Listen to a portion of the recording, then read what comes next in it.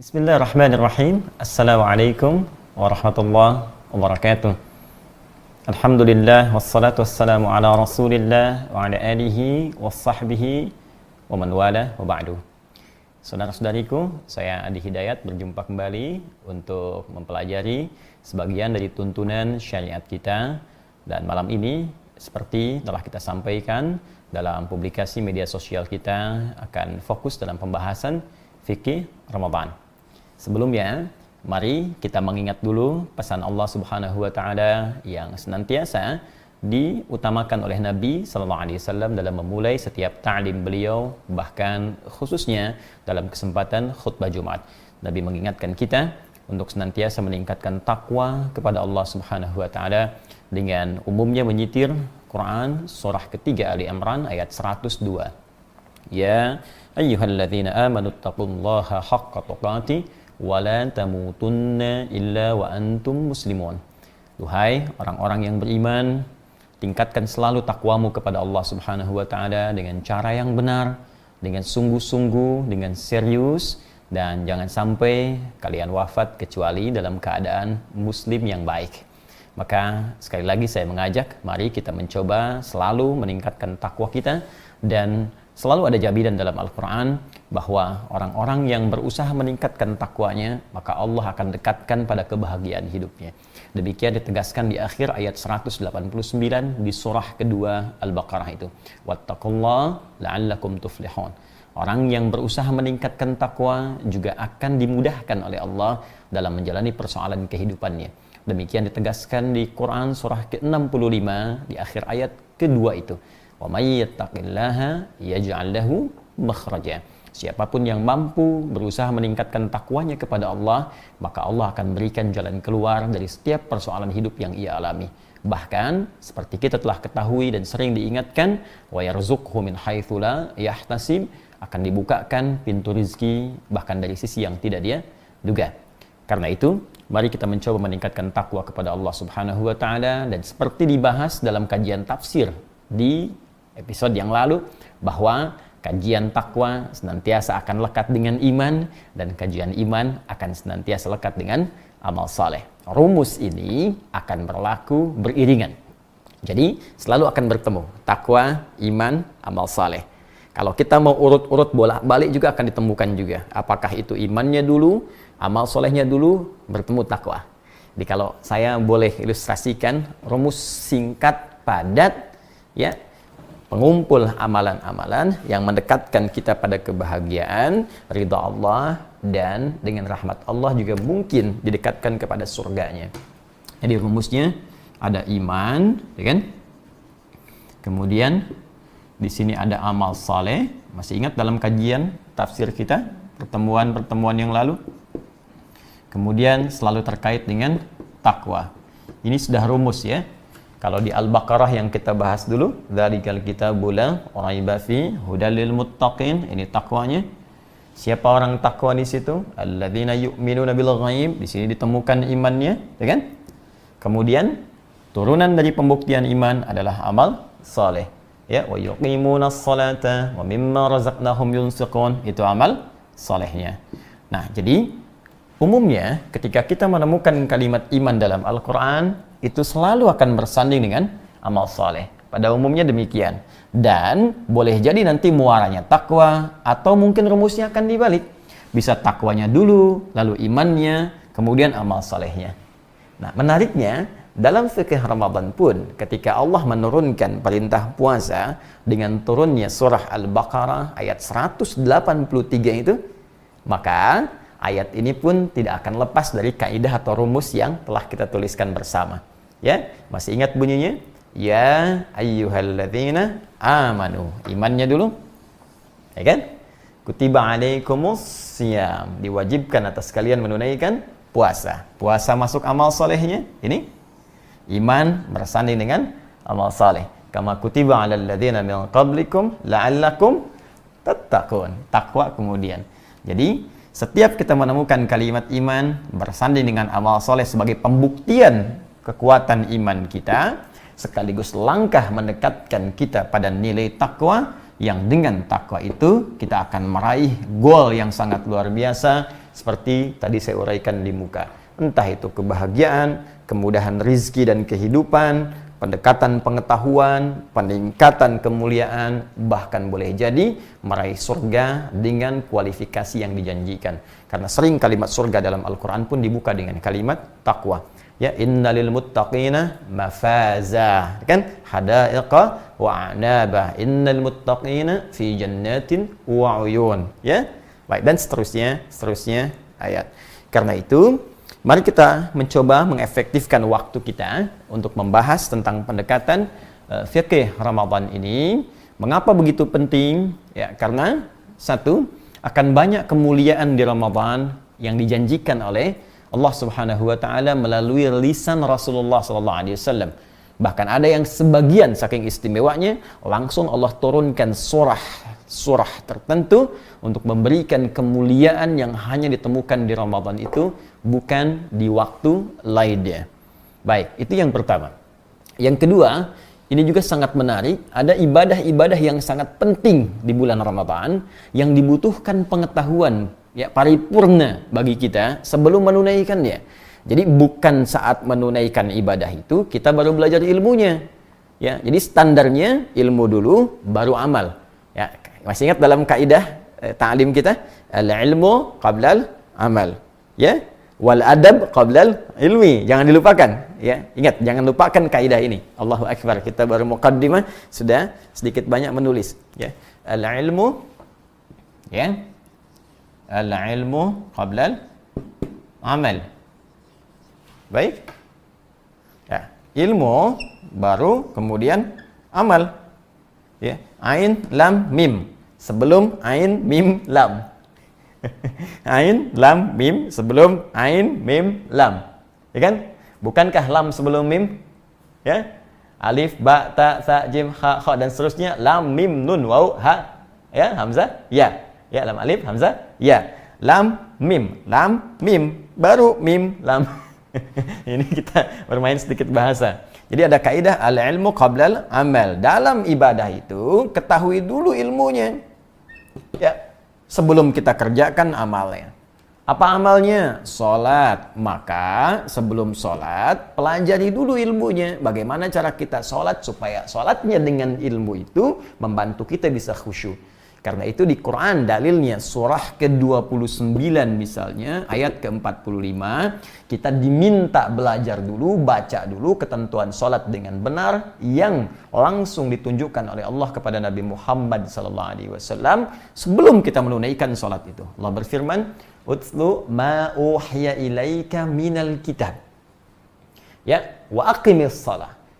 Sebelum kau tunaikan salat, baca dulu, pahami dulu, pelajari dulu segala ketentuan yang diwahyukan kepada Muhammad sallallahu alaihi wasallam dari petunjuk Al-Qur'an. Wa aqimis shalah, lalu tunaikan salat dengan benar. Innas salata tanha 'anil fahsya'i wal munkar. Ini perkara amal. Bahkan dalam bab tauhid pun, ya, dalam bab tauhid itu didahului dengan ilmu. Ya, Quran surah ke-47 misalnya, ayat 19, ya.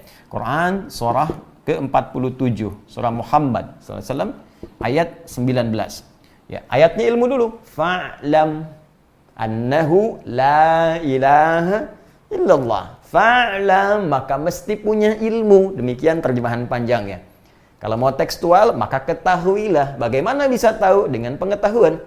Ya, annahu la ilaha illallah, untuk menetapkan, menguatkan pada jiwa kita bahwa tidak ada Tuhan yang layak disembah dan dipertuhankan kecuali Allah. Karena khawatir lisan mengucapkan asyhadu an la ilaha illallah tapi ilmu kurang kuat, akhirnya diberikan mie instan. Jadi berubah la ilaha illallahnya. Dikasih sarung jadi pindah ya dari la ilaha illallah. Karena itu ilmu begitu penting. Nah, kaidah umumnya ditemukan di Quran surah ke-17. Kita banyakin dulu dalilnya. Ya, ayat ke-36. Paling kanan sebelah bawah di mushaf. Baik, wala taqfu ma laysa laka bihi ilmun innas sam'a wal basara wal fuada kullu ulaika kana anhu mas'ula. Wala taqfu ma laysa laka bihi ilm. Jangan ikuti. Jangan lakukan. Awas, Ma laysa laka bihi ilm. Jangan ikuti, jangan lakukan segala hal yang belum kita tahu dasar pengetahuannya. Ini kaidah umum dalam Islam. Di Muslim itu nggak latah. Ikut yuk, kemana? Ya, pokoknya ikut aja, nanti lihat. Nah, itu nggak boleh. Kelihatannya sederhana ya. Tapi dalam kaidah Al-Quran, jangan lah. Ketahui dulu, nanti khawatirnya dibawa ke tempat yang ada maksiat, menyesal kemudian. Ya, digiring ke tempat yang salah, menyesal kemudian. Ya, inna sam'a wal basara wal fu'ada kullu ulaika kana anhu mas'ula. Sungguh sumber pengetahuan itu, baik pendengaran, ini sumber pengetahuan pertama. Awas, hati-hati, karena itu bayi sumber pengetahuan pertamanya dari telinganya. Mendengar, mata belum berfungsi maksimal, dia bisa berucap dengan pendengarannya. Wal basara, penglihatan, wal fu'ada, akalnya. Di orang yang latah mengikuti sesuatu, tidak menggunakan sumber ilmunya, itu akan dihisab dengan kuat oleh Allah Subhanahu wa taala. Demikian kita belajar ilmu sebelum Ramadan, supaya nanti saat masuk ke Ramadannya, kita bisa menggunakan dasar ilmu ini untuk maksimal dipraktekkan saat puasa. Bukan menggali saat puasa yang seharusnya kita fokus ibadah di dalamnya. Ya, karena itu ulama dulu pun saya ingin mencoba mengikuti di bulan ini, tahun ini, mudah-mudahan Allah berikan taufik. Ulama dulu ngajinya sebelum puasa. Tuntaskan dulu. Jadi begitu masuk puasa, itu taklim rata-rata libur. Ya, karena fokus itu ibadah. Al-Imam Asy-Syafi'i tiap hari khatam Al-Quran sekali, tiap hari. Ramadan 2 kali khatam. Ya, Imam Malik fokus ngaji lagi. Demikian Imam Ahmad ibn Hanbal. Sebelumnya Imam Abu Hanifah jauh-jauh sebelumnya. Ya, Imam Abu Hanifah, Imam Malik, Imam Syafi'i, Imam Ahmad bin Hanbal, juga yang lain-lainnya. Itu fokus ketika Ramadan meningkatkan amal saleh di hadapan Allah Subhanahu wa taala. Maka bagaimana dengan kita yang belum sampai dalam derajat itu? Ketiga, dengan belajar ini fikih Ramadan, insyaallah ya kita bisa selain khusyuk menunaikan ibadah, juga mengulas tuntas berbagai persoalan yang seringkali dikaji, diulang-ulang setiap datang Ramadan. Kita tidak ingin tahun ini dibahas kembali. Ya, Ustaz, apakah setelah tarawih boleh tahajud lagi? Ustaz, apakah tahajud itu 11 rakaat ataukah 23? Apakah 11 itu formasinya 4-4-3 seperti Juventus ataukah 2-2-2-1 seperti Chelsea dan sebagainya? Itu sudah selesai. Jadi kita tidak masuk dalam konteks sekarang. Sekarang kita pahami ilmunya. Dengan izin Allah, mudah-mudahan Ramadan tahun ini bisa lebih baik dibandingkan dengan tahun-tahun sebelumnya. Baik, karena kajian kita fikih, dan fikih itu secara bahasa artinya paham, kita memilih tema yang kita sampaikan di flyer kita dengan fikih, ya, fikih Ramadan. Fikhun artinya paham, ya, mengerti. Ini terambil dari isyarat di Al-Quran surah ke-9, ya, ayat 122, paling kiri sebelah bawah. وَمَا كَانَ الْمُؤْمِنُونَ لِيَنْفِرُوا كَافَّةً فَلَوْلَا نَفَرَ مِنْ كُلِّ فِرْقَةٍ مِّنْهُمْ طَائِفَةٌ لِيَتَّفَقَّهُوا فِي الدِّينِ. Tidaklah semua orang beriman berjuang ke medan perang seluruhnya. Aku turunkan satu amalan yang kalaupun ia kerjakan nilainya sama dengan yang berjuang fi sabilillah di medan perang. Statusnya sama. Masya Allah, apalagi di masa tenang, ya, masa sekarang banyak PSBB, kemudian aktivitas banyak di rumah, ini peluangnya besar. Ini amalan senilai dengan jihad fi sabilillah. Kalau wafat mujahid dia statusnya, ya wafat ditimbang. Penaknya seperti ditimbang darah para syuhada. Demikian nanti ada satu riwayat yang sampai kepada kita. Apa yang ia kerjakan? Falaula nafara min kulli firqatin minhum ta'ifah, hendaknya ada sebagian di antara orang beriman itu lihat tafaqahu fiddin, ya. Mereka belajar fokus memahami segala ketentuan dalam agamanya. Ad-din, lihat tafaqahu. Maaf, lihat tafaqahu. Ini ya, fi ad-din. Demikian. Ya, lihat tafaqahu. Kemudian di sini ada tafaqquh, tafaqahu dari kata fiqih artinya paham. Ya. Baik, di sini ada taknya menunjukkan kesungguhan, serius. Nah, di sini ada tasydid menunjukkan perkara yang tidak mudah, butuh motivasi 2 kali lipat. Ya, kalau di ilmu bahasa Arab biasa ini menunjukkan dua huruf yang disatukan. Tapi kalau kita masuk ke fiqh loghah, setiap yang ada tasydid selain double mengucapkannya menunjukkan kesan aktivitasnya, menunjukkan motivasi 2 kali lipat karena tidak mudah untuk bisa melakukannya.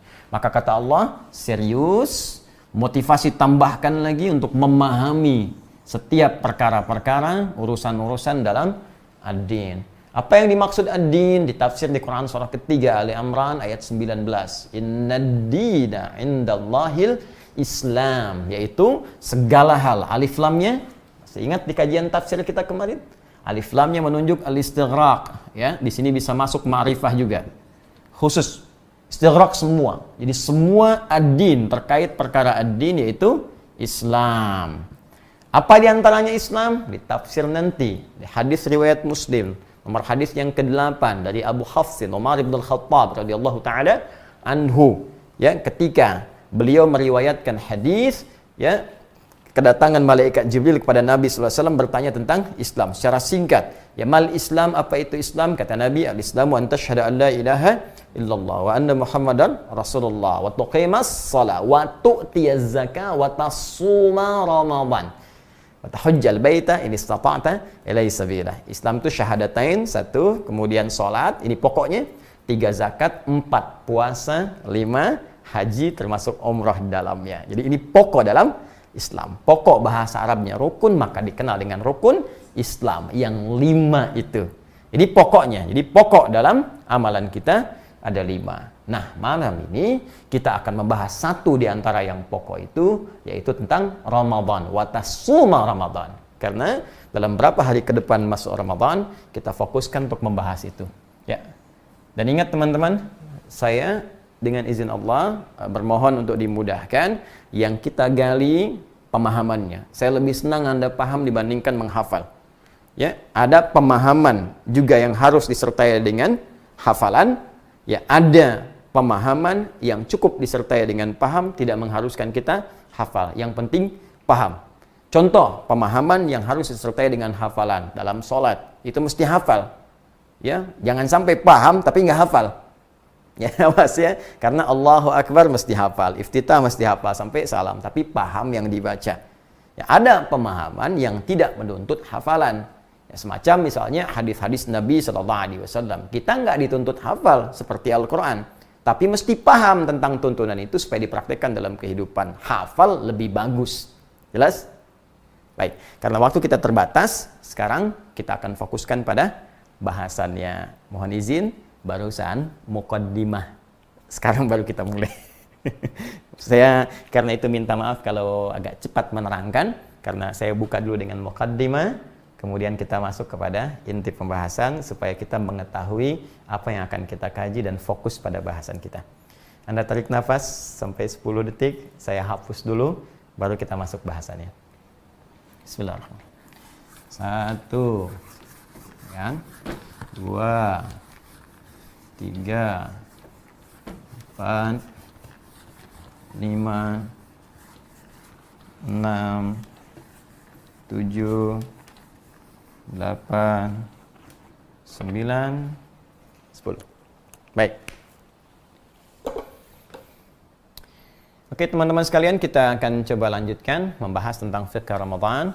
Dan karena materinya sangat penting, sangat menentukan, dan keutamaannya belum tentu berulang bagi kita dalam meniti waktu-waktu kehidupan kita.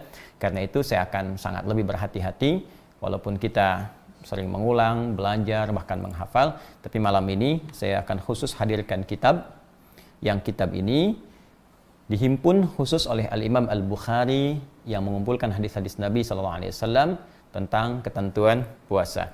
Saya ingin mengambil manfaat dari Imam Muslim ketika membuat satu bab tertentu dalam Sahih Muslimnya dari 9 jilid itu. Di jilid yang pertama halaman 119, ya, beliau mengatakan satu bab babul isnadi minad-din, ya, bab belajar agama berdasar urutan sanad yang tersambung ke Nabi itu termasuk perkara yang sangat penting atau pokok dalam agama, ya. Jadi kalau laulal isnadu, ya, kalau tidak ada isnad, maka manusia bisa mengatakan, orang bisa berpendapat apapun yang dia inginkan. Itu yang menyebabkan sekarang banyak orang Ya, mohon maaf bisa pandai berfatwa di dalam setiap urusan agama. Kalau tidak ada perkara pokok sanadnya, dalil tersambung sampai ke Nabi sallallahu alaihi wasallam dengan pemahaman para ulama yang benar, tentu ilmu itu tidak bisa dibedakan dengan pendapat pribadi. Baik, mari kita mulai. Saya perkenalkan dulu kitabnya. Ini saya kopikan langsung. Ya, tadinya biasanya kalau kajian di ta'lim, saya buat kopi begini supaya saya bisa bagi dengan jamaah. Ya, biasanya sebelum Ramadan kita kopikan, kemudian saya bagikan ke jamaah, jadi ngajinya langsung dari kitabnya. Ya, karena ini online dan dalam situasi seperti ini kita saling mendukung, bersinergi, maka kita coba hadirkan kembali. Judulnya Kitabus Syam, ya, di yang kopinya Kitabus Syam. Ya, kitab atau bab pembahasan tentang puasa, wajibatuhu, mustahabbatuhu, mubtilatuhu. Hal-hal yang terkait dengan kewajiban puasa, kemudian apa yang diperkenankan dan apa yang kira-kira merusak dan atau membatalkannya. Yuk kita mulai pelan-pelan. Di sini belum diuraikan, saya bahas dari segi bahasanya dulu.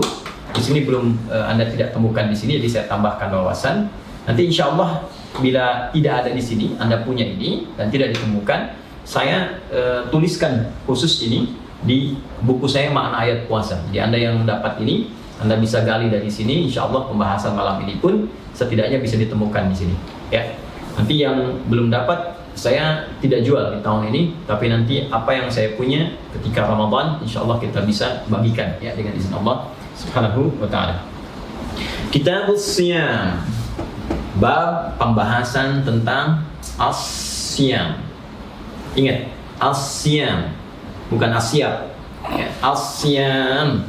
Saya tuliskan dulu ya supaya tidak salah baca. As-syam. Ya. Seperti ini. Kitabus Syam. Begitu. Ya. Ada as-syam, ada as-shaum. Ya, ada as-syam, ada as-shaum. Ya, baik. Shaum. Keduanya seringkali dipahami dengan puasa. Baik. Kan sering diungkapkan ya, saya sedang shaum, ya kan? Baik, saya sedang shaum. Saya sedang syam. Dua-duanya sama, baik syam ataupun shaum artinya apa? Puasa. Orangnya disebut shaim. Jadi kalau Anda katakan afwan akhi ana shaim. Nah, itu kalau orang Arab bilang begitu, afwan akhi ana shaim. Maaf saudaraku, saya sedang puasa. Yaitu untuk laki-laki. Kalau perempuan tinggal tambahkan ta di ujungnya, ya. Ya, muslim, muslimah, mukmin, mukminah. Shaim perempuannya shaimah, ya. Afwan ukhti ana shaimah, ya. Afwan ukhti saudariku, saya sedang puasa, bukan saya shaimah, kecuali memang namanya shaimah, ya. Baik, ini shaim dan shaimah. Shaum dengan syam, dua-duanya sering diartikan puasa. Kalau keduanya maknanya sama, lantas kenapa katanya mesti berbeda? Nah, ini penting nih, ya. Jadi saya berikan dulu kaidah dasar di dalam bahasa Arab. Di gramatikal bahasa Arab itu ada kaidah berbunyi begini. Ziyadatul mabna tadullu ala ziyadatil ma'na. Setiap bertambah huruf atau harakat dalam satu kalimat, maka pasti maknanya pun akan berbeda. Anda bayangkan, jangankan beda huruf, ya, harakat beda sedikit saja, itu bisa berbeda maknanya. Jelas ya? Baik, sekarang di atas as-shaum, di bawah as-syam. Cara baca sudah tak sama. Sebagian hurufnya ada yang sama, alif, lam, shad, waw, di kemudian mim, alif, lam, shad, di sini ada mim, ya kan? Tapi di sini ada ya, di sini tak ada ya. Lantas apa perbedaan di antara keduanya? Mari kita simak perbedaan itu dari keterangan yang sampai kepada kita, bahkan dalam isyarat Al-Quran Al-Karim. Teman-teman sekalian, jika disebutkan as-shaum yang pertama, maka maknanya itu masih umum, berarti menahan, umum. Di semua yang bermakna menahan itu as-shaum namanya. Apakah maknanya menahan lapar, menahan haus saja? Ya, apakah maknanya menahan bicara, tak bicara sedikit pun? Atau menahan kantuk misalnya? Nah, itu setiap yang bermakna menahan itu disebut shaum namanya. Jadi maknanya masih luas, umum. Jadi bisa Anda mengatakan besok insya Allah shaum Ramadan. Ya, boleh, karena maknanya mencakup kepada yang umum. Tapi bisa juga Anda katakan saya sedang shaum dalam pengertian yang lebih luas. Bisa tak makan, tak minum, tak bicara, dan seterusnya. Di antara pemaknaan ini bisa ditemukan di dalam Quran, ya, Al-Quran surah 19 ayat 26. Dan kata shaum ini hanya disebutkan satu kali dalam Al-Quran, di surah 19 Maryam ayat 26. Ya, disebutkan satu kali saja tanpa alif lam. Kalimatnya menggunakan shauma.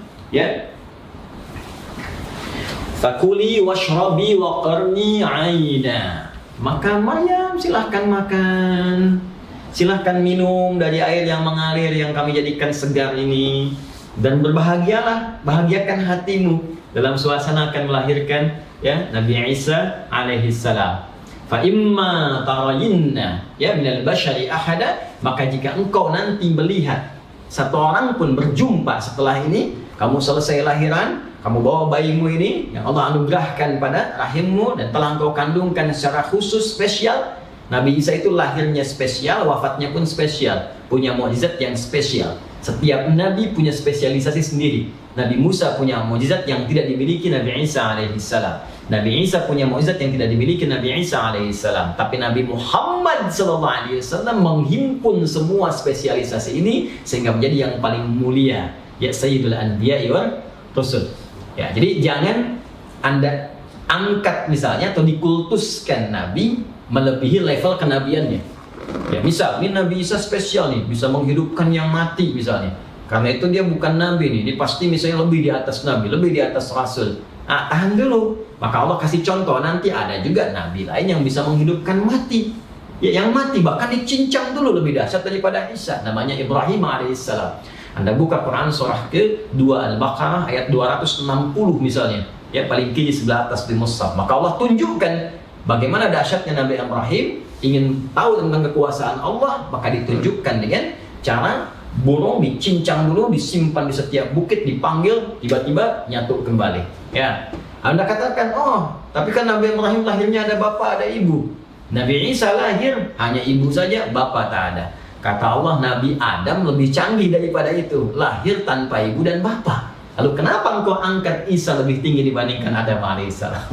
Jelas ya? Di setiap Nabi punya kemuliaannya, dan Nabi terakhir Nabi Muhammad SAW menghimpun semua kemuliaan itu. Nanti di lain waktu kalau kita ingin bahas lebih dalam, kita bisa masuk ke dalam kajian seputar kemuliaan Nabi Muhammad SAW. Kita kembali dulu ke sini. Ya. Nah, maka setelah melahirkan itu, kata Allah difirmankan kepada Maryam alaihissalam yang sangat dimuliakan dalam Al-Quran, ya, baik, faquli inni nadhartu lirrahmani shawma. Kalau engkau nanti melihat seorang pun ketika membawa bayimu itu, jangan bicara. Ya, katakan saja aku sedang puasa, shaum. Kalimatnya menggunakan shaum. Katakan kamu sedang puasa, saya bernadar kepada Rabbku sedang puasa. Apa puasanya shaum di sini? Falan ukallimal yauma insiya. Aku nggak akan bicara pada siapapun pada hari ini.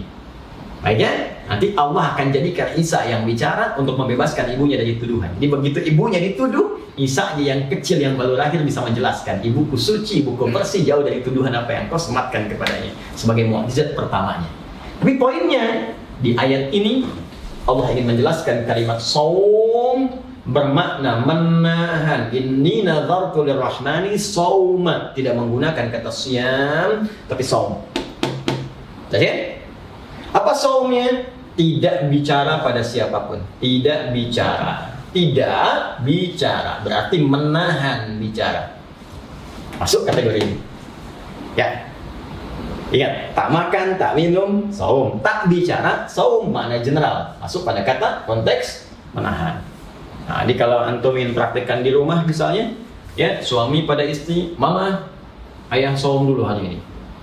Saum apa? Bahkan Ramadan belum tiba. Saum nggak mau bicara dulu sama mama. Itu bicara. Contoh. Misalnya. Nah, itu saum. Jelas ya? Sebaliknya, jika disebutkan siam, sekali lagi, jika disebutkan siam, maka maknanya akan jadi lebih spesifik dengan pengertian yang khusus. Ya, keluar dari konteks yang umum ini, saum menjadi hal yang lebih khusus. Dia memiliki aturan tertentu, dia memiliki ketentuan yang khusus, berbeda dengan pemaknaan secara umum yang berarti menahan saja. Ya, menahan diri dari segala hal yang ditetapkan oleh syariat, baik yang membatalkan ataupun yang merusak puasa, dengan syarat tertentu, dengan ketentuan tertentu di waktu tertentu. Jika yang dimaksudkan konteks yang khusus dengan aturan dan ketentuan khusus ini, maka kalimatnya secara bahasa ya akan lebih tepat menggunakan kalimat siam dibandingkan menggunakan kalimat saum. Sekarang ingat, karena Al-Quran itu firman Allah. Saya ulang, karena Al-Quran itu firman Allah dan Allah maha mengetahui dengan sifatnya alim, maka ketika satu ibadah diperintahkan dilakukan mesti ada dalil. Dalil ini tingkat pertamanya firman langsung dari Allah. Ketika firman diturunkan meminta kita menunaikan puasa, maka maknanya harus sangat detail, pilihan katanya mesti tepat, diksinya harus sempurna karena langsung turun dari yang memerintahkan, yang maha mengetahui, yaitu Allah Subhanahu wa Ta'ala. Dan ketika kita diminta menunaikan puasa Ramadan, maka perhatikan pilihan katanya. Jika ini bukan bersumber dari Allah, maka manusia biasa mungkin akan memilih kata yang umum sifatnya. Tapi karena ini bersumber dari Allah Subhanahu wa Ta'ala, maka perhatikan pilihan katanya. Turun Quran surah kedua Al-Baqarah ayat 183. Paling tinggi sebelah atas di mushaf. Ya ayyuhalladzina amanu. Hei semua orang yang telah menyatakan beriman kepada Allah. Kutiba alaikumus siyam. Allah tidak mengatakan kutiba alaikumus saum, tapi mengatakan kutiba alaikumus siyam. Ini menunjukkan puasa yang diperintahkan oleh Allah kepada kita untuk ditunaikan di bulan Ramadan itu, maaf, punya aturan tertentu, punya ketentuan yang harus diketahui dan dipelajari, punya syarat-syarat, punya rukun-rukunnya. Bukan sebatas menahan saja, bukan sebatas Anda nggak makan dari subuh sampai dengan maghrib, bukan sebatas tidak minum saja, bukan sebatas tidak berhubungan seksual saja, tapi ada ketentuan-ketentuan yang harus kita pelajari. Ada aturan-aturan yang harus dipahami. Jika ingin sempurna puasanya, maka pelajari semua aturan itu. Itulah sebabnya kenapa dalam Al-Quran kalimat yang menggunakan as-siyam bukan as-saum. Dan menariknya, as-siyam disebutkan 9 kali dalam Al-Quran. Yang ini 9 kali. Dan seluruhnya menunjuk kepada aspek ibadah dengan maksud yang khusus seperti yang telah saya ulas. Sedangkan saum hanya 1 kali saja dengan makna yang umum. Ini menunjukkan setiap ibadah yang diinginkan oleh Allah kepada setiap hamba untuk menunaikannya pasti memiliki aturan-aturan dan ketentuan yang harus diikuti. Tak bisa semua orang sembarangan ingin menunaikan ibadah tanpa mengikuti aturan yang telah ditetapkan. Bisa dipahami sampai sini? Yang ingin saya sampaikan, Al-Imam Al-Bukhari, ya Muhammad bin Ismail, ya Al-Bukhari, Allahu Akbar, bukan sekedar beliau ini ya, hafal hadis-hadis Nabi SAW, Masya Allah, ya, tapi juga mengetahui tentang penempatan diksi yang sempurna dalam bahasa Arab. Maka beliau memberikan nama pembahasan kitabnya dengan Kitabus Siyam. Ya, memilih kata siam ingin menunjukkan kepada kita dalam pembahasan ini Anda harus belajar tentang ketentuan-ketentuan, aturan-aturan terkait dengan puasa yang akan kita tunaikan khususnya di bulan Ramadan supaya benar puasanya. Lebih jauh lagi, seakan beliau ingin menyampaikan Saya telah mengumpulkan hadis-hadis Nabi Sallallahu Alaihi Wasallam dalam kitab saya ini yang berisi aturan-aturan, ketentuan-ketentuan seputar puasa yang akan kita tunaikan khususnya di bulan Ramadan. Jelas sampai sini? Baik. Dan kalaupun nanti ada kalimat saum di dalamnya, kalau kita temukan nanti, maka kata saum itu tidak akan terlepas dari pemaknaan siam yang dimaksudkan dengan judul besar yang telah beliau bingkai di sini. Jadi kalau ada kata saum maknanya umum, kata siam maknanya khusus dalam pembahasan fikih, terutama hadis-hadis Nabi SAW, jika disebutkan kalimat as-siam maka spesifik, jika saum pun maka maknanya dibawa ke dalam pemaknaan ini. Jelas sampai sini? Baik. Ini baru judul. Kita belum masuk kepada isinya. Sabar ya, insyaallah. Yuk kita baca. Bismillahirrahmanirrahim. Pelan-pelan. Saya mohon izin agak pelan-pelan saya sampaikan. Bismillahirrahmanirrahim. Yuk kita masuk ke pengertian. As-shaumu was-siyamu fil lughati al-imsak. Baik kata saum dan kata as-siyam secara bahasa, secara etimologi itu berarti al-imsak. Ya, bahasa Indonesianya menahan. Nah, ini menarik nih, sebentar, menarik. Ya, menarik penghapus untuk saya ambil dan saya hapus. Sebentar ya. Bismillah. Yuk kita hapus dulu ini. Allahu Akbar. Ya. Teman-teman, fokus sebentar. Tarik nafas pelan-pelan. Saya coba lambatkan uraiannya. Baik, kita bacakan lagi kitabnya. As-shaumu was-siyamu, kan? Fil lughati, baik, al-imsak.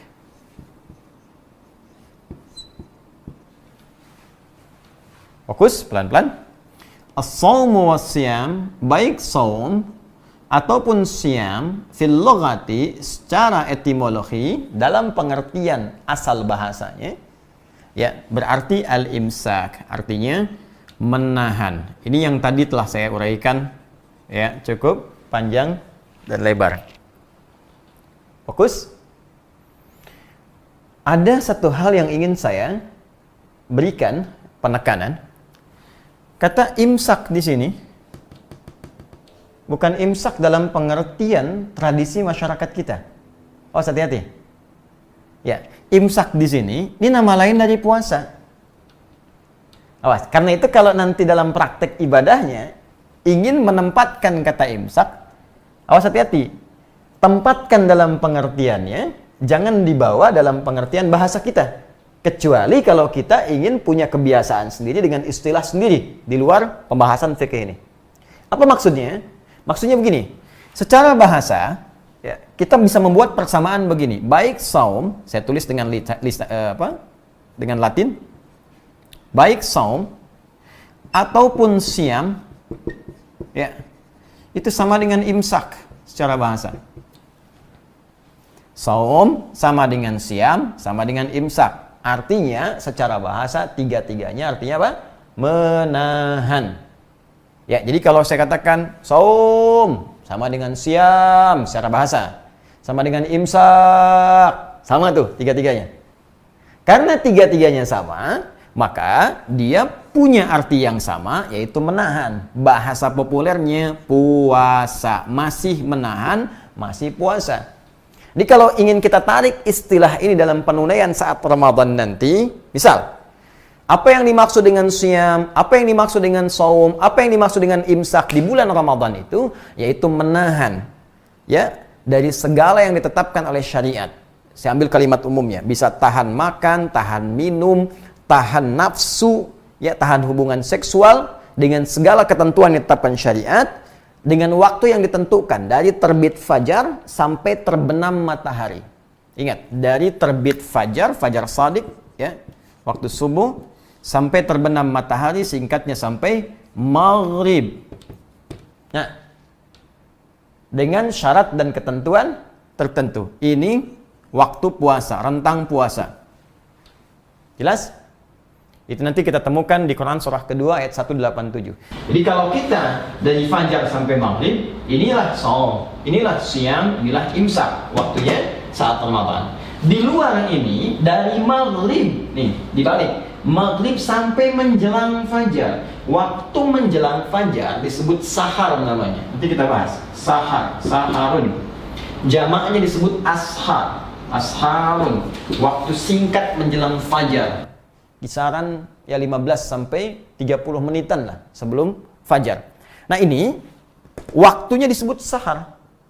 Maka di sini dia tidak masuk kategori saum, tidak masuk kategori siam, tidak masuk kategori imsak. Jelas?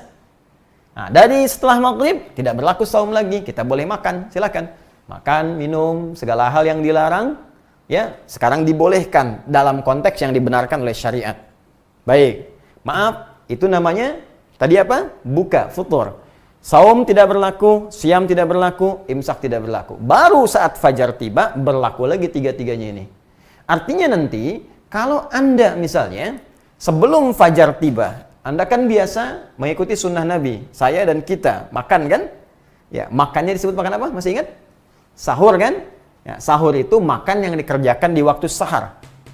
Ya, jadi waktu menjelang fajar. Jangan terlalu mepet ke malam, ya dekatkan ke fajar. Misal kalau subuhnya 4:30, Anda makan jam 4 misalnya, kan? Supaya tenaganya lebih banyak, bisa digunakan beraktivitas dan nahan lapar hausnya bisa lebih singkat dibandingkan makan yang diawalkan.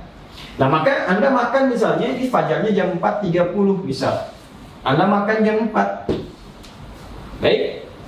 Nah 00. Baik. Saya mau tanya. Kalau fajar subuhnya 4:30, jam berapa? Oh, baik. Iya betul, jam 4:30. Jadi bukan jam 4:25. Bukan jam 4:20. Kalau jam 4:20, jam 4:25 itu belum imsak, masih boleh makan. Imsak itu mulai puasa. Karena makna kata imsak sama dengan siam dan saum. Kapan mulai imsak? Saat azan berkumandang waktu fajar tiba. Allahu Akbar, Allahu Akbar. Itulah waktunya imsak. Itulah waktunya siam. Itulah waktunya saum. Jadi bukan 5 menit sebelum azan itu imsak. Imsak, imsak. Padahal masih ada 5 menit lagi. Oh, masih cukup untuk teh manis. Ya kan? Masih cukup untuk minum air putih. Masih cukup untuk berdoa. Masih cukup untuk istighfar. Jadi kalau nanti subuhnya 4:30, jam 4:20 ada yang teriak-teriak misalnya atau menyampaikan imsak, imsak. Anak kasih tahu, belum. Jelas ya? Nah, karena pengertian orang dulu itu imsak selesai udah, jangan makan lagi. Nah, di sini terjadi nanti banyak hal yang bias di masyarakat. Artinya ada yang mengatakan kalau sudah imsak masih boleh makan, masih boleh minum. Akhirnya bablas sampai ke adzan. Itu yang kemudian mesti diluruskan. Nanti kita akan lihat perkaranya. Ya, ini kita mesti luruskan. Ya, saya kira ini kita pahami ya. Nah, jadi kalau kita ingin katakan misalnya, mohon maaf, peringatan, ya, misalnya peringatan nih, sebelum tiba waktunya subuh tinggal 10 menit lagi, kan di masjid suka menyampaikan itu kan, Bapak Ibu sekalian, azan subuh tinggal 10 menit lagi, tinggal 5 menit lagi, itu boleh disampaikan tuh pengingat. Ya, zaman Nabi sudah ada pengingat itu. Ya, ada tanbih, ada peringatan, inzar kepada masyarakat. Subuh sebentar lagi tiba. Apa bentuknya? Yuk kita lihat di hadis ya. Supaya tidak mengarang nanti. Jadi yang dimaksud imsak yang kita sebut sekarang ini, ternyata nanti bahasanya bukan imsak. Jadi kalimat hadis Nabi SAW. Tapi perintah nanti untuk mengingatkan pada masyarakat. Bentuknya apa? Yuk, ini ada nanti bab. Ya. La yamna'annakum adanu Bilal. Ya, kita lihat ya, nanti di bab sini. Bismillah, yuk kita buka. Ya. Babu qaulin Nabi sallallahu alaihi wasallam. Bab tentang perkataan Nabi sallallahu alaihi wasallam, la yamna'annakum min sahurikum adanu Bilalin. Ya, jangan sampai engkau menghentikan sahurmu karena adzannya Bilal. Ya. Bilal adzan maksudnya ketika Bilal adzan, misal Allahu Akbar, kata Nabi kalau Bilal masih adzan, kamu terus saja makan, jangan berhenti sahur. Kalau orang baca cuman sampai sini, Dan tidak belajar ilmu hadis, hati-hati. Baca teksnya, baca terjemahan, dipraktekkan. Yakin saya, begitu subuh adzan masih makan. Ya, Nabi aja yang bilang kok hadis Nabi. Bukan Nabi memahamkan seperti itu. Kita yang harus mengerti apa yang dimaksud dengan kalimat ini. Nah, saya ingin sampaikan dulu teman-teman sekalian. Jadi di zaman Nabi itu, ketika Nabi SAW hijrah ke Yathrib dan berubah menjadi Al-Madinah Al-Munawwarah, secara singkat saja, supaya tidak terlampau panjang, secara singkat nanti ada 2 orang yang ditugaskan oleh Nabi SAW untuk mengumandangkan azan di waktu subuh. Ya. Yang pertama Bilal bin Rabah, yang kedua Abdullah bin Abi Ummi Maktum. Nanti ada kisah tersendiri sebetulnya. Jadi Allahu Akbar ya. Kadang-kadang kita malu juga dalam situasi seperti ini. Sahabat Abdullah bin Abi Ummi Maktum dengan segala kemuliaannya yang dimuliakan oleh Allah hingga menurunkan surat Abasa itu, ya, beliau pandangannya ditutup oleh Allah Subhanahu wa taala dari maksiat sehingga tidak bisa melihat maksiat dengan matanya seumur hidupnya, dan ini tanda kemuliaan dari Allah Subhanahu wa taala. Kemudian di usianya yang sepuh pun Masya Allah masih tergerak untuk bisa memaksimalkan ibadah dan menyadari bahwa ada sisa hidup yang harus dimanfaatkan. Itu cara berpikir sahabat. Jadi sebetulnya begini, kalau kita merasa yang dulu itu pernah banyak yang sia-sia, maka sisanya jangan dibiarkan begitu saja. Kan kadang-kadang kita merasa yang dulu itu banyak salahnya. Lalu kenapa sisanya tidak mencari soleh ya? Dan Anda paham suatu saat akan pulang, suatu saat akan meninggal. Bahkan dalam situasi seperti ini ditampakkan hampir tiap hari. Ada yang wafat, diumumkan kematian sekian, dan mungkin kita menyusul berikutnya. Kenapa kita hanya menikmati data? Lalu masih sibuk mengumpulkan harta? Karena dalam situasi semacam ini, Nabi mengingatkan, kamu mesti ingat, kembali kepada Allah, kamu akan pulang. Coba lihat apa yang akan dihisab, ingat-ingat baik-baik. Itu yang dibawa dalam pemikiran para sahabat, sehingga dalam situasi itu Abdullah bin Abi Ummi Maktum berusaha meningkatkan amalnya kepada Allah Subhanahu wa taala sehingga beliau dikenal sebagai ahli masjid. Ya, datang ke masjid walau mata tak bisa melihat, ya, tapi berusaha mencari jalan terbaik sampai ke masjid dengan suasana masjidnya. Tiangnya masih dari pelepah-pelepah kurma, atasnya daun-daun kurma, bahkan sebelumnya tak ada atap. Di kalau panas kepanasan, kalau hujan ya pasti basah, gitu kan? Nanti kita akan masuk saat masuk tanda Lailatul Qadar, ya, dan salah satu hadis menyampaikan Nabi di atasnya ada semacam kotoran yang melumpur, ya. Nah, itu tandanya malamnya hujan. Jadi ini menunjukkan kalau hujan ya salat mereka dalam keadaan juga basah, kalau panas ya kepanasan. Singkatnya, beliau senang ke masjid tapi punya keterbatasan untuk subuh. Ya, jadi kalau maghrib bisa i'tikaf ke isya, zuhur bisa ke asar, tapi subuh agak sulit. Nah, maka beliau datang kepada Nabi sallallahu alaihi wasallam dengan mengatakan, kalau kalimat kita, ya Rasulullah, li ya rukhsah. Ya Rasulullah, apakah boleh saya minta keringanan untuk subuh saya enggak ke masjid karena situasi begini. Mata tak bisa melihat, jalan tidak mudah, kan? Apa jawab Nabi? Nabi tidak langsung mengiyakan, tidak juga menolak. Kata Nabi, atasma'ul adzan? Apakah Anda masih mendengar adzan? Suara adzan masih sampai enggak? Kata beliau, bala. Ya, saya dengar suara adzan. Kata Nabi, bima makna? Ya, Allahu Akbar, madum tasma'ul adzan fa'addiha fil masjid. Selama masih kedengaran adzan, maka berusaha tunaikan ke masjid. Nah, ini kalau dalam fiqh mustahil ada satu penekanan yang kuat menunaikan ibadah kecuali bersanding dengan keistimewaan dan pahala yang begitu besar. Karena itu nanti di hadis Muslim, ke masjid itu baru datang saja dalam situasi yang normal ya, bukan kondisi seperti wabah dan sebagainya. Jadi jangan dipahami dengan berbeda. Dalam kondisi normal, datang ke masjid saja, baru kita masuk tuh dapat 25 pahala dituliskan. Belum ngapa-ngapain, baru masuk dengan niat ibadah. Jarak satu keduanya 500 tahun. Dua ketiga 500 tahun. Tinggi sekali. Dari peristiwa ini, maka esoknya beliau berusaha untuk datang ke masjid subuh dengan cara yang berbeda. Kalau subuh 4.30, Allahu Akbar, beliau sudah meraba jalan. Kalau kita mungkin jam 3 dari rumah, datang ke masjid jam 4. Yang kita tahu selama ini Bilal bin Rabah yang adzan radhiyallahu ta'ala anhu, yang peristiwa itu Abdullah bin Abi Ummi Maktum adzan sendiri. Itu yang menjadikan nanti Nabi menetapkan adzan 2 kali. Saat subuh adzan pertamanya itu Bilal, adzan keduanya Abdullah bin Abi Ummi Maktum. Nah, adzan pertama ini itu dilakukan oleh Bilal sebelum masuk waktu subuh. Di waktu ya tertentu. Kapan waktunya? Mari kita baca. Nanti begitu subuhnya masuk, baru Abdullah bin Abi Ummi Maktum itu adzan. Ya, karena Bilal adzan pertama sebelum masuk waktu subuh, karena itulah Nabi mengatakan kalau Bilal adzan, masih makan kalian, jangan berhenti. Nah, maka kalimatnya bukan imsak. Teruskan makan malah kata Nabi. Ya, ini kalimatnya jelas tuh. La yamna'annakum ya min sahurikum adzanu Bilal. Ya, ayo teruskan, jangan kalian berhenti karena adzannya Bilal, karena adzan Bilal itu belum masuk subuh. Ya, ini barangkali yang agak keliru dipahami sementara orang sebagian dibaca hadisnya mengatakan saat adzan masih boleh makan. Nah, ini yang dibaca baru sebagian hadisnya. Jelas ya? Baru sebagian, nanti ada beberapa hadis yang terpisah versinya, itu yang dimaksud adzannya Bilal. Ketika masuk adzannya Abdullah bin Abi Ummi Maktum, maka berhentilah Anda dari makan dan minum karena waktunya tiba untuk memulai puasa. Antara jeda itu apa yang terjadi? Yuk kita baca hadisnya.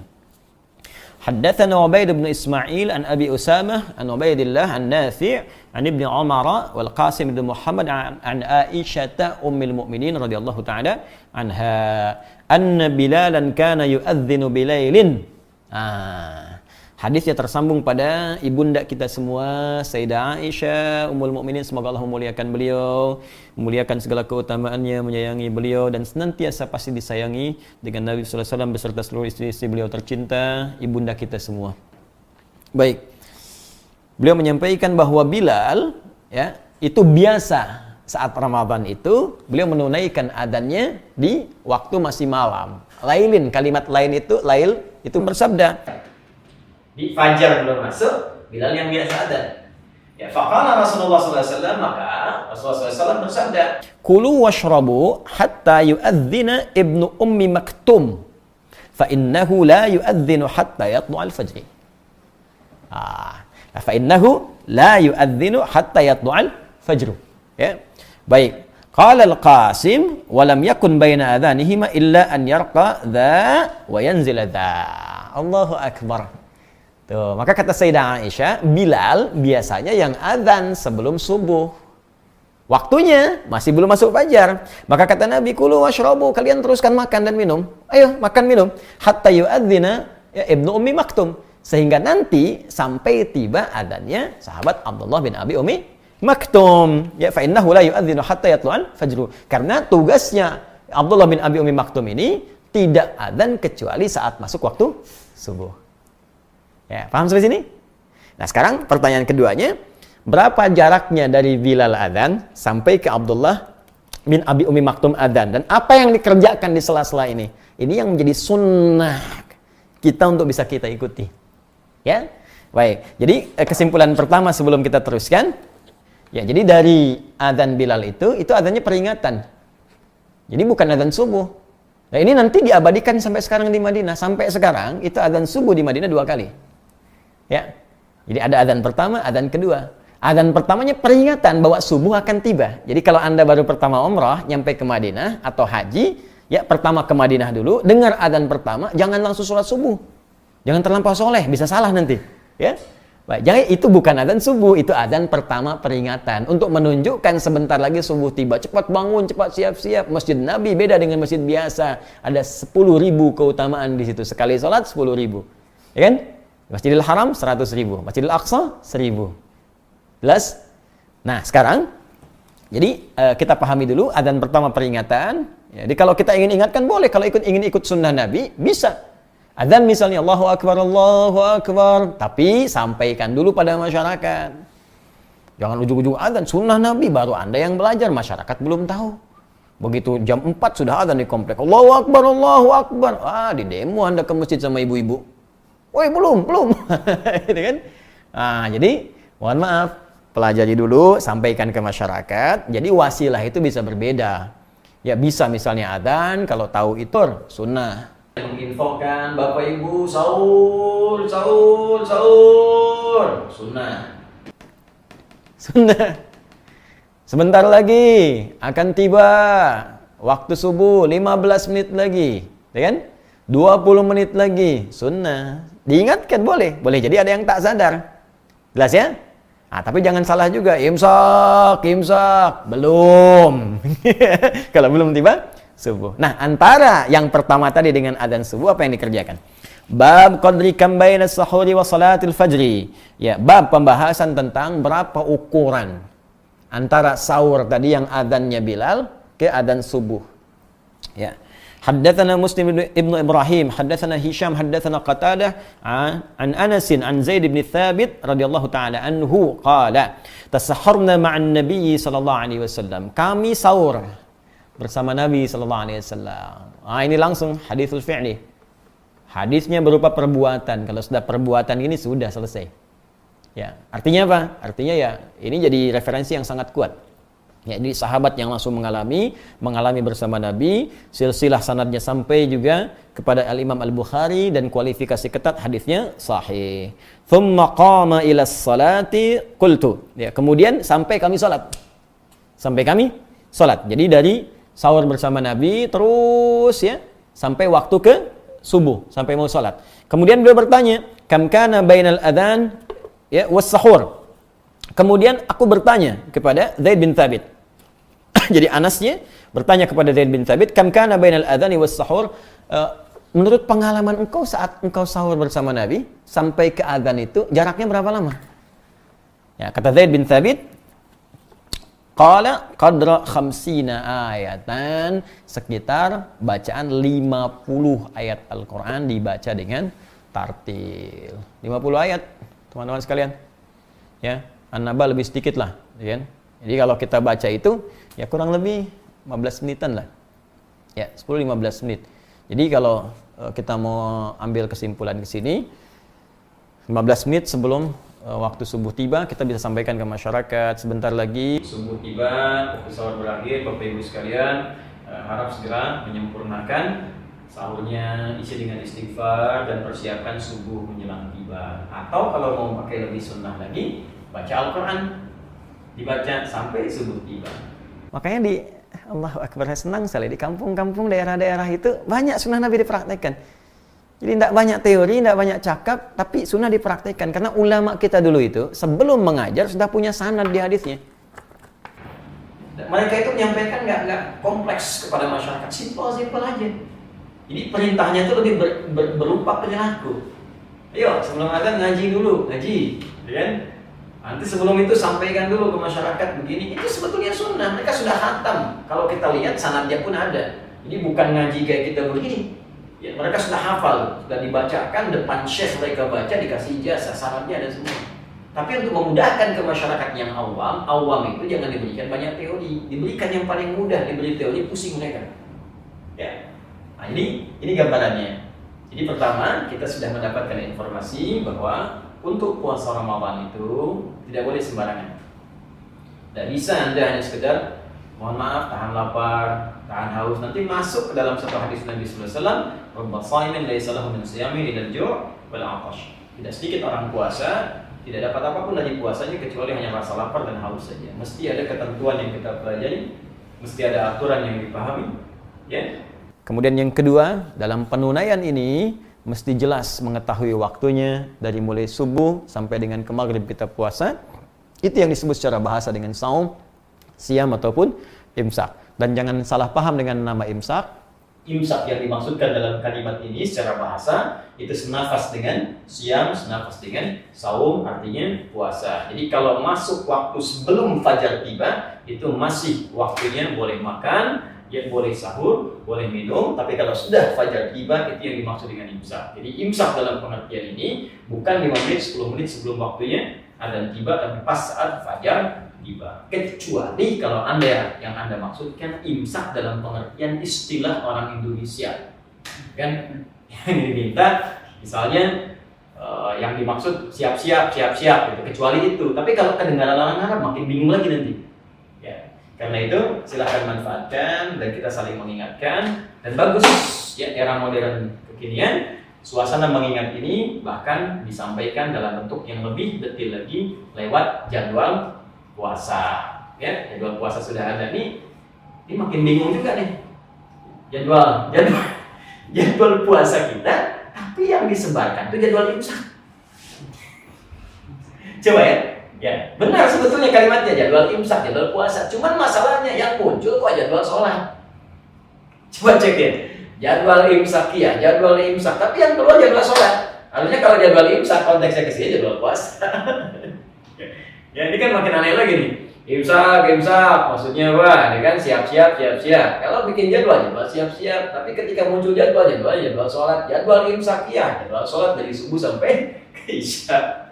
Terus dalam praktek makin bingung lagi. Tapi kita coba berikan pemahamannya dan tidak perlu saling menyalahkan. Kita belajar untuk menjadi lebih baik. Apa yang kita kerjakan tanpa kita belum tahu dasar pengetahuannya, maka insya Allah dinilai pahalanya oleh Allah, tetap mendapat pahala karena keimanan kita.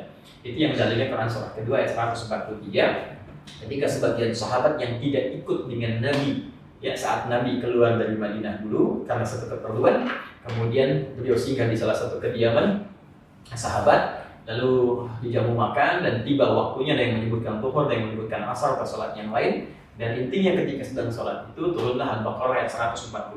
Qad nara taqalluba wajhika fis sama' ya falanwalliyannaka qiblatan tardaha fawalli wajhaka syatral Masjidil Haram. Di pertengahan sholat itu ketika masih menghadap Baitul Maqdis, turun ayat ini memerintahkan beliau menghadap ke arah Masjidil Haram. Jadi yang tadinya begini menghadap ke sini, berputar 180 derajat menghadap ke arah sebaliknya begini, diikuti sahabat.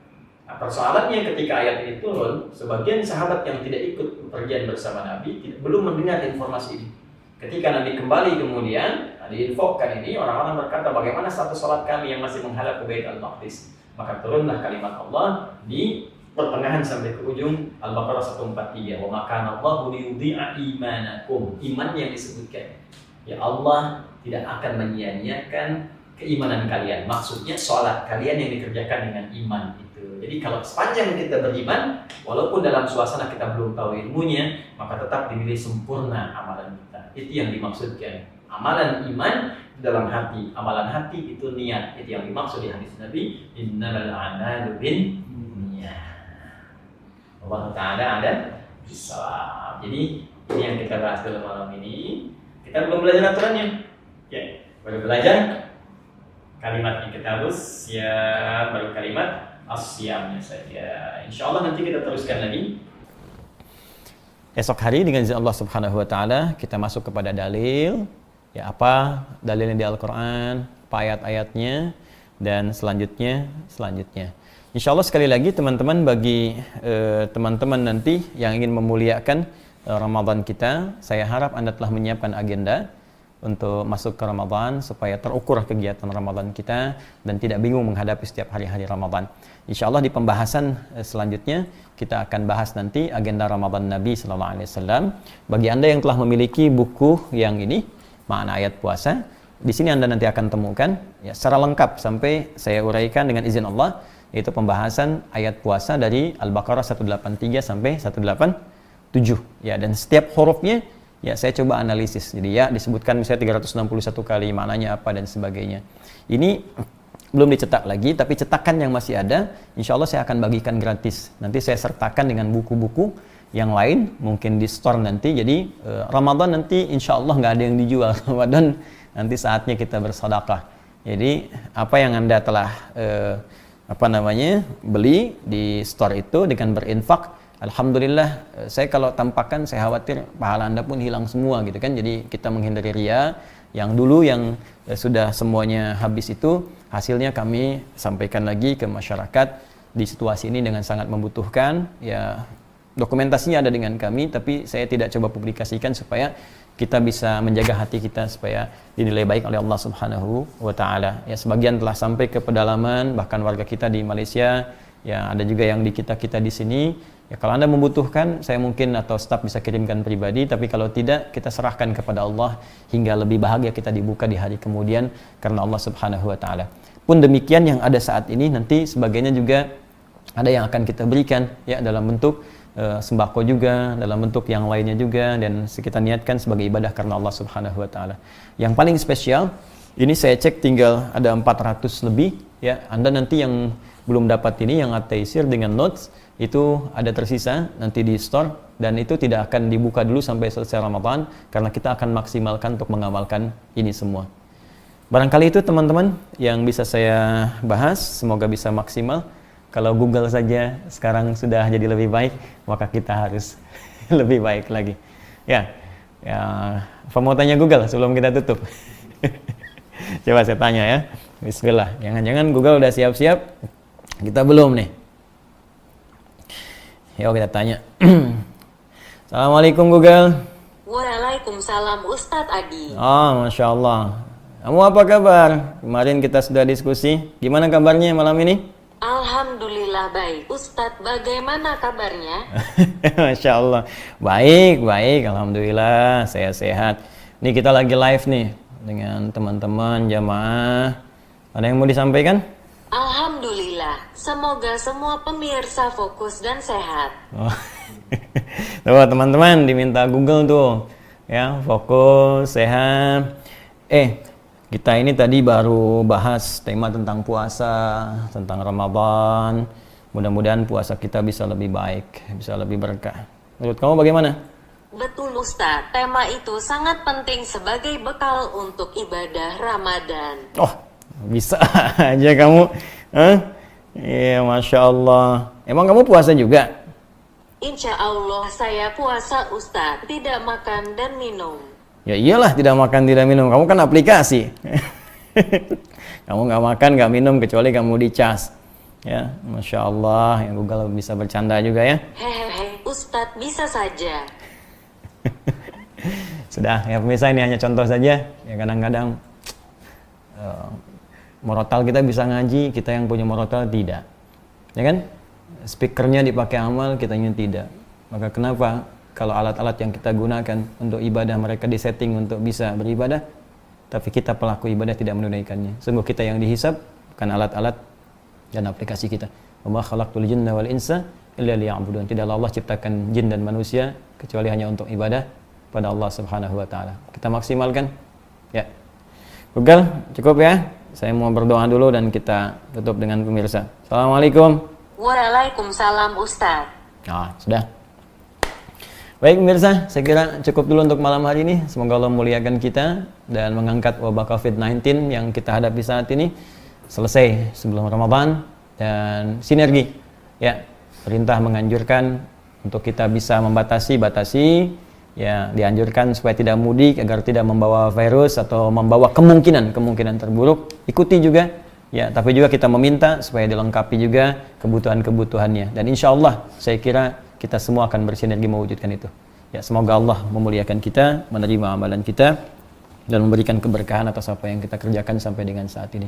Allahumma taqabbal minna innaka antas samiul alim wa tub alaina innaka antat tawwabur rahim. Rabbana atina fid dunya hasanah wa fil akhirati hasanah wa qina adzaban nar. Bi fadlika subhana rabbika rabbil izzati amma yasifun wa salamun alal mursalin wa sallallahu ala nabiyyikal amin sayyidina Muhammadin wa ala alihi wa sahbihi ajma'in.